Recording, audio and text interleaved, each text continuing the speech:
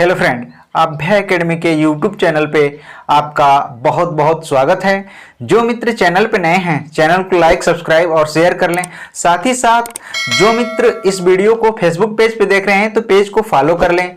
तो यह सीटेट की मैथ की क्लास है और सीटेट में जो आज हम टॉपिक लिए हैं, यहाँ से 3-4 प्रश्न पूछे जाते हैं और हर पेपर में यह पूछे जाते हैं।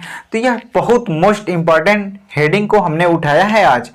थोड़ा सा इसको कंसंट्रेट होकर देखिएगा, जितने वर्ड यहाँ पे लिखे हुए हैं इन्हीं से प्रश्न रहते हैं, तो थोड़ा सा इसको ध्यान से देखिएगा। इसके बाद हम जैसे ही इसको करा लेंगे, तुरंत इसके बाद हम प्रश्न को कराएंगे।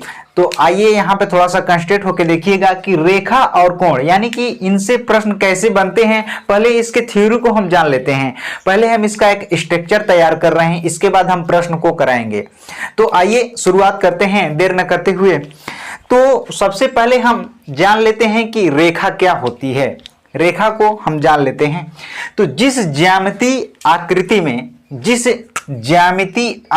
में केवल लंबाई आती है, केवल लंबाई आती है, इसमें न तो चौड़ाई और न ही मोटाई, इसमें न तो चौड़ाई और न ही मोटाई होती है, उसे हम रेखा कहते हैं। ठीक, जिस ज्यामितीय आकृति में केवल लंबाई आती है। मान लीजिए यह एक लंबा हम कोई चित्र बना दिए, इसको अभी हम रेखा नहीं कर सकते हैं। इसको मान लीजिए हम कोई एक ऐसी एक चित्र बना दी और इसमें न ही चौड़ाई है, यहाँ पे कोई, इसको भी तो हम रेखा कहेंगे। इतना मोटा हो जाए, चाहे इतना मोटा हो जाए और चाहे इतना लंबा हो जाए, तो इस प्रकार से अगर लाइनें खींच दी जाए तो वह रेखा हो जाती है। वो क्या हो जाती है? रेखा होती है। न ही तो चौड़ाई होती है और न ही मोटाई होती है। ठीक, इतनी बात समझ में आ गई होगी। इसके बाद हम सरल रेखा की बात करते हैं। यहां से क्वेश्चन जरूर बनते हैं, इसको वेरी इंपॉर्टेंट लगा लीजिएगा। सरल रेखा को देखते हैं कि समतल पर स्थित किन्हीं दो बिंदुओं से होकर जाने वाली रेखा सरल रेखा कहलाती है। सरल रेखा कहलाती है, यानी कि यहाँ पे देखिए कि समतल पर स्थित किन्हीं दो बिंदुओं से, मान लीजिए यहाँ पे दिख रहा होगा, ये समतल पे स्थित एक यह बिंदु है और यह एक बिंदु है। यह है दो बिंदुओं से अगर होकर या कोई रेखा जा रही है, उसको क्या कहते हैं? हम सरल रेखा कहते हैं। क्या कहते हैं? सरल रेखा। फिर इसके नेक्स्ट पॉइंट को हम देखते हैं कि एक बिंदु से अनंत रेखाएं खींची जा सकती हैं। एक बिंदु से अनंत रेखाएं खींची जाती हैं। किस प्रकार? मान लीजिए ये हमारा बिंदु हुआ, यहां से हम चाहे तो अनंत रेखा खींच सकते हैं। जैसे इधर खींच सकते हैं, इधर खींच सकते हैं, इधर खींच सकते हैं, इधर खींच सकते हैं, इधर खींच सकते हैं, मतलब कि एक बिंदु से हम अनंत रेखाएं को खींच सकते हैं। इसी पॉइंट को थोड़ा सा ध्यान में रखिएगा, जो पॉइंट यहाँ पे लिखी हुई है, यहीं से फिर प्रश्न पूछे जाएंगे। तो एक बिंदु से अनंत रेखाएं खींची जा सकती हैं। ठीक, इस पॉइंट को आप थोड़ा सा ध्यान में रखें। फिर दूसरी पॉइंट को देखते हैं हम कि किसी सरल रेखा पे असंख्य बिंदु होते हैं। किसी सरल रेखा पे असंख्य बिंदु होते हैं। सरल रेखा यही था ना कि एक बिंदु से दूसरे बिंदु के बीच खींची जाने वाली रेखा सरल रेखा है, और इस पे असंख्य बिंदु होते हैं, एक यहाँ, एक यहाँ, एक यहाँ।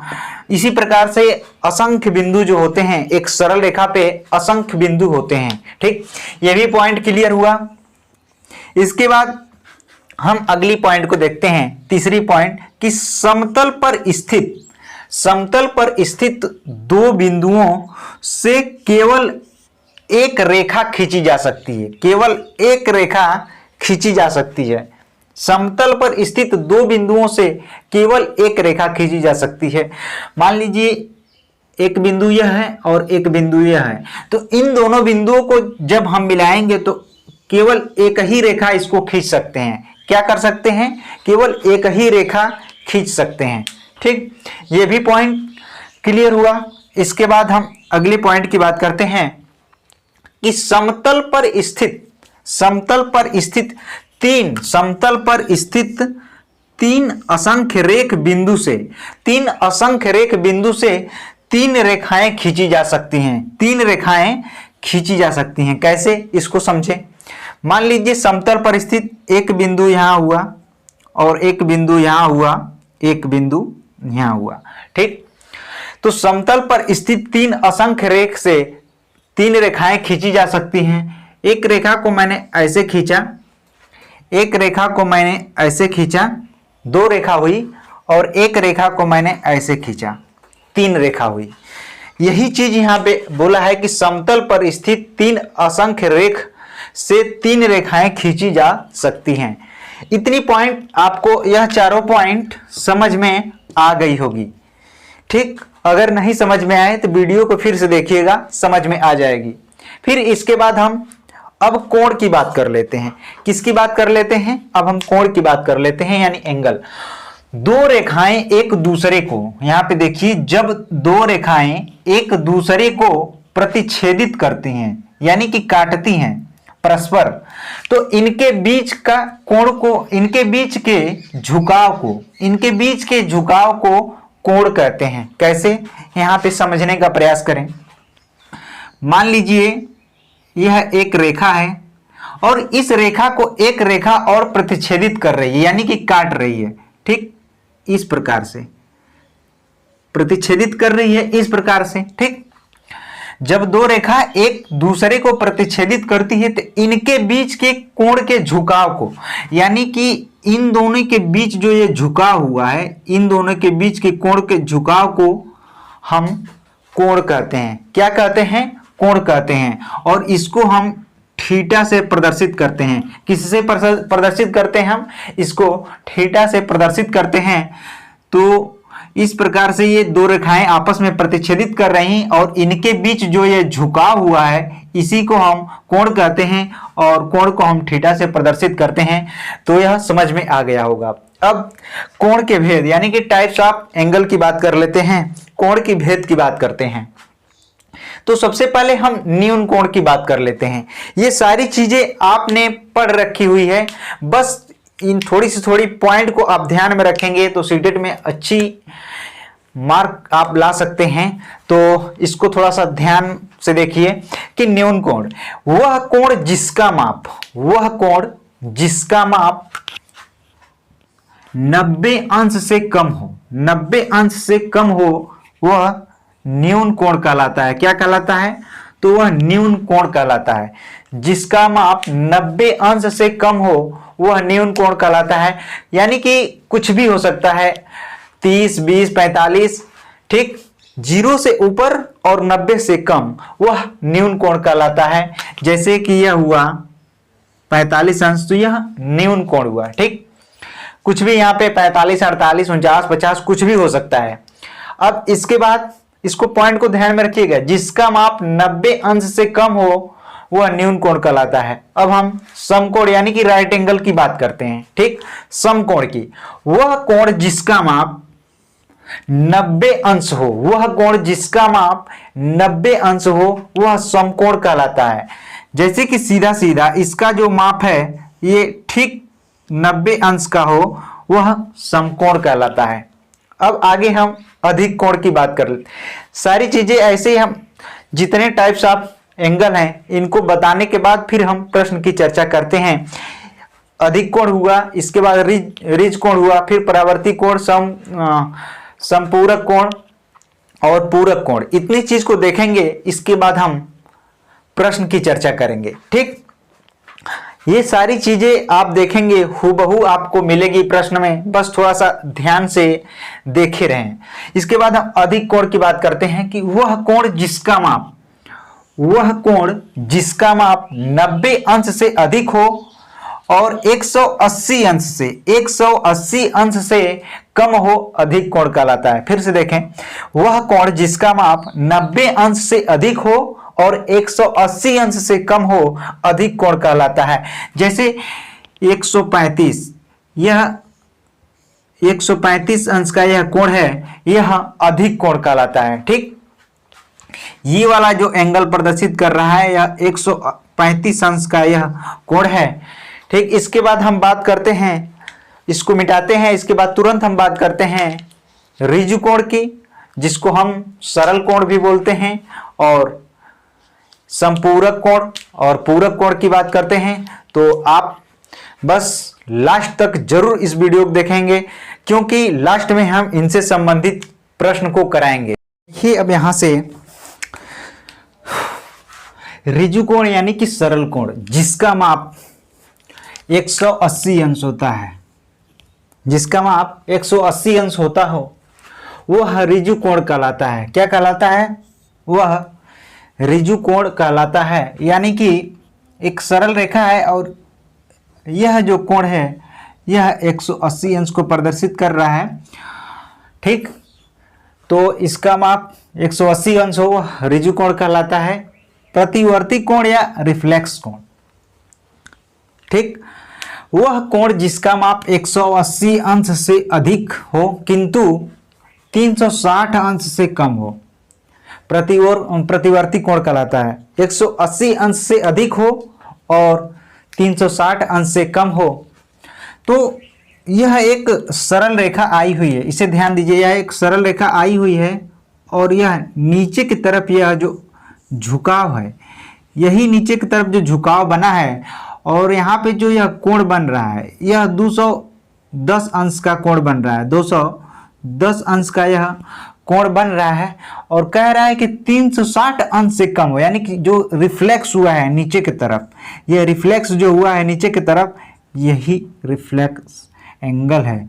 इसी को हम प्रतिवर्ती कोण कहते हैं, इसी को हम प्रतिवर्ती कोण कहते हैं, और यह 210 अंश का यह एंगल बना हुआ है। यानी कि इससे अधिक ना हो और 180 अंश से अधिक हो तो यह प्रतिवर्ती कोण कहलाता है। ठीक, अब आगे आइए, पूरक कोण या कोटिपूरक कोण, कंप्लीमेंट्री एंगल।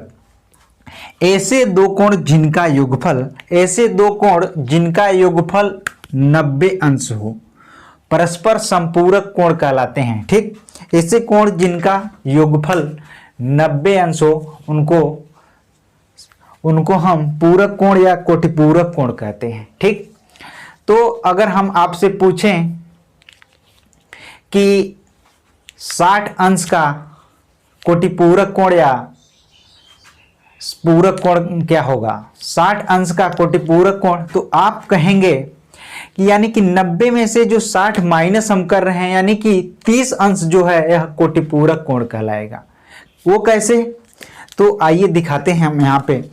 यानी कि माना जो कोण इसका थीटा होता है, तब पूरक कोण कितना होता है? 90 में से जो जिसका कोटिपूरक होता है, जितना कोटिपूरक होता है जो निकल के आता है वही कोटिपूरक होता है।